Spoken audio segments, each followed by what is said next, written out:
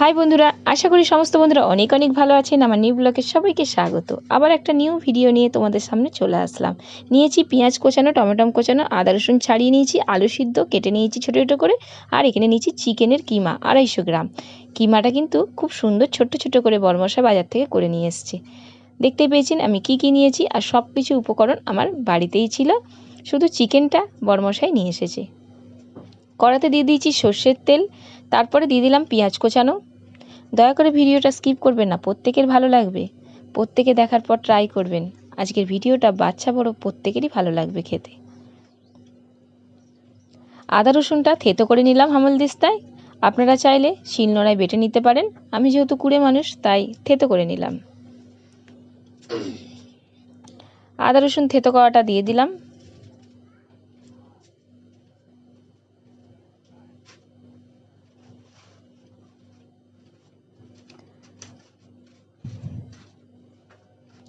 এক চামচ হলুদ গুঁড়ো দিলাম, 1 চামচ লঙ্কা গুঁড়ো দিচ্ছি, আর হাফ চামচ নুন দিয়ে দিচ্ছি। চিকেনের পরিমাণ অনুযায়ী মশলাগুলো অ্যাড করতে হবে।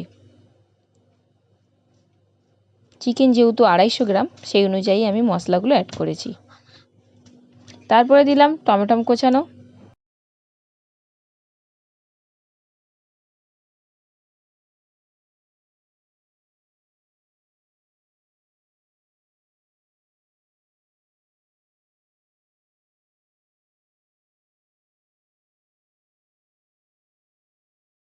মশলাটা কিন্তু তৈরি হয়ে গেছে। মশলা থেকে তেল ছেড়ে দিয়েছে মানে মশলা তৈরি। তারপরে দিয়ে দিলাম চিকেনের কিমা।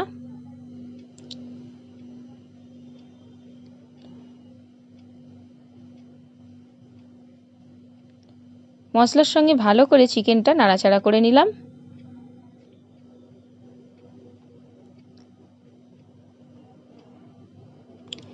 গ্যাসের ফ্লেমটা মিডিয়াম রেখে 10 মিনিটের জন্য ঢাকা দিয়ে দেবো।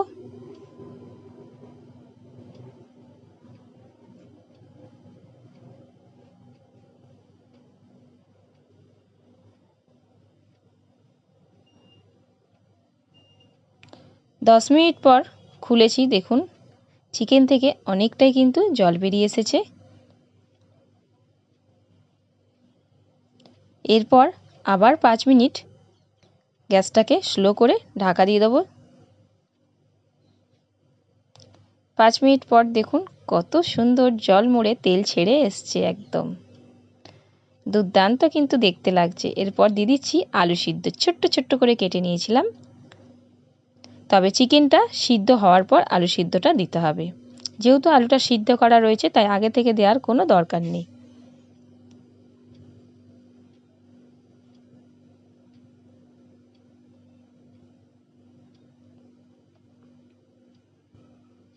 পাঁচ মিনিটের জন্য ঢাকা দিয়ে দিচ্ছি আবার গ্যাসটা স্লো করে। 5 মিনিট পর দেখুন কি সুন্দর হয়েছে। এরপর দিয়ে দিচ্ছি 1 চামচের মতন গরম মশলা গুঁড়ো, দিয়ে গ্যাসটা বন্ধ করে ঢাকা দিয়ে দিচ্ছি, যাতে গরম মশলার গন্ধটা বাইরে আর না যায়। 4টে ডিম নিয়েছি, ডিমটা ফাটিয়ে নিচ্ছি।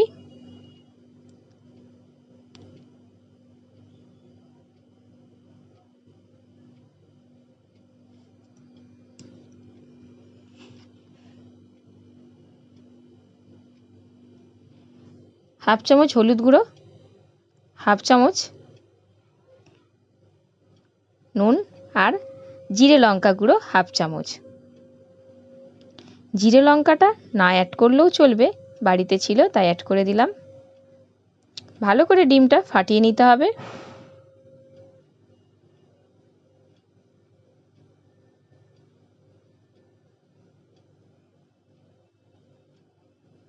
পেনি বসিয়ে সর্ষের তেল 2 চামচ দিয়ে দিলাম। চারিদিকে পেনিটাকে ঘুরিয়ে তেলটাকে করে নেব।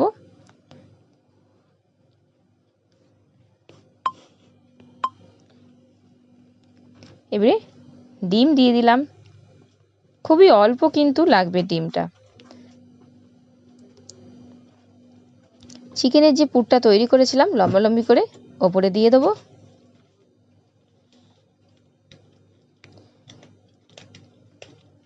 গ্যাসটাকে কিন্তু মিডিয়াম রাখতে হবে।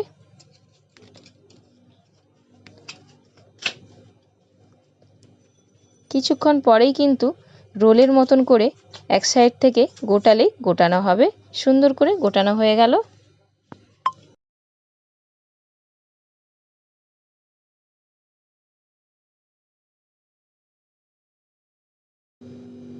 আবার সেম পদ্ধতিতে ডিম দিয়ে দিলাম, দিয়ে পেনিটাকে ঘোরালেই চারিদিকে হয়ে গেল পেনির।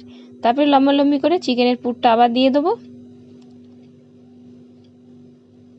4টে ডিম দিয়ে কিন্তু অনেকগুলো তৈরি করা হয়েছিল, ডিমের পরিমাণ খুব কমই লেগেছে। আবার এক সাইড থেকে রোলের মতন করে গুটিয়ে নিলেই গোটানো হয়ে যাবে।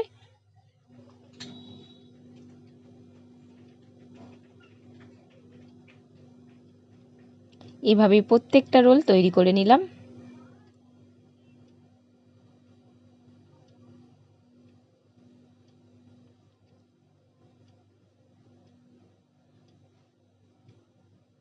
দেখুন কত সুন্দর করে কিন্তু গোটানো যাচ্ছে।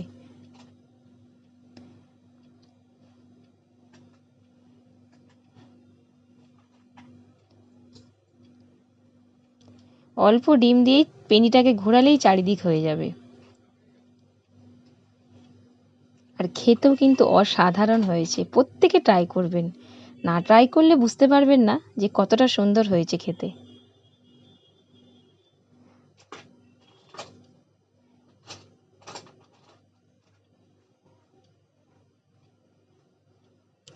আগুনের ফ্লেমটা একটু জোরে দেওয়া হয়ে গেছিলো, তাই ডিমের পেছনটা লেগে গেল।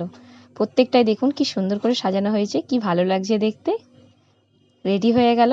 এবারে একটা থালার মধ্যে নিয়ে নেবো পরে। তার আগে নিয়ে নিচ্ছি হাফ বাটি বেসন।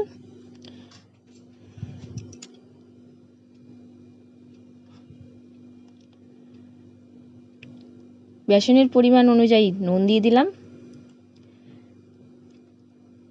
হলুদও দিয়ে দিচ্ছি অল্প করে, আর অল্প করে জিরে লঙ্কা গুঁড়ো দিয়ে দেবো।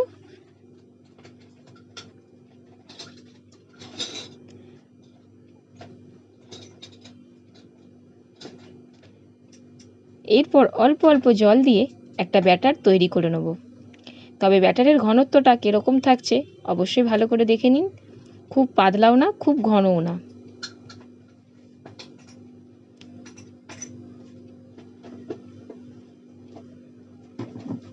একটু সময় নিয়ে ব্যাটারটাকে কিন্তু তৈরি করতে হবে।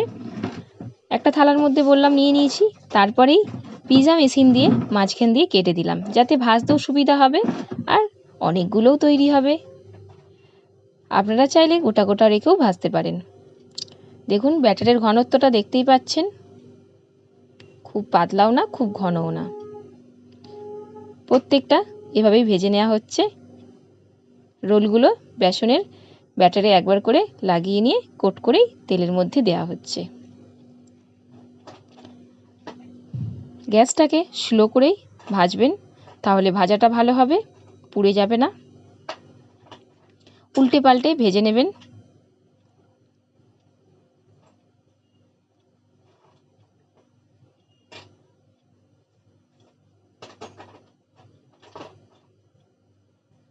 কোনো বন্ধুরা যদি ফেসবুক থেকে দেখে থাকেন, ফেসবুক পেজটি ফলো করে নেবেন।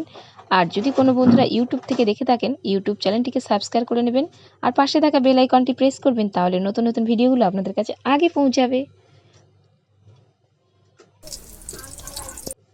তেল থেকে ছেঁকে তুলে নিলাম পরপর।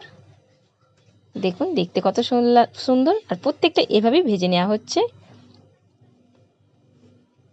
বেসনের ঘনত্বটা কিন্তু এরকমই রাখতে হবে, বেশি পাতলা কিন্তু হলে হবে না, আর বেশি ঘন হলেও হবে না। তৈরি হয়ে গেছে আজকে রেসিপি। তবে রেসিপিটা অসাধারণ, প্রত্যেকেই ট্রাই করবেন। পুরো ভিডিওটা দেখার জন্য অসংখ্য ধন্যবাদ। পরের ব্লগে দেখা হবে। সুস্থ থাকবেন, সবল থাকবেন, প্রত্যেক বন্ধুই ট্রাই করবেন। ভিডিওটা কেমন লেগেছে অবশ্যই কমেন্টে জানাবে। আমার ছোট ছেলে আপনাদেরকে ভেঙে দেখাচ্ছে, দেখুন কতটা সুন্দর ভেতরটা।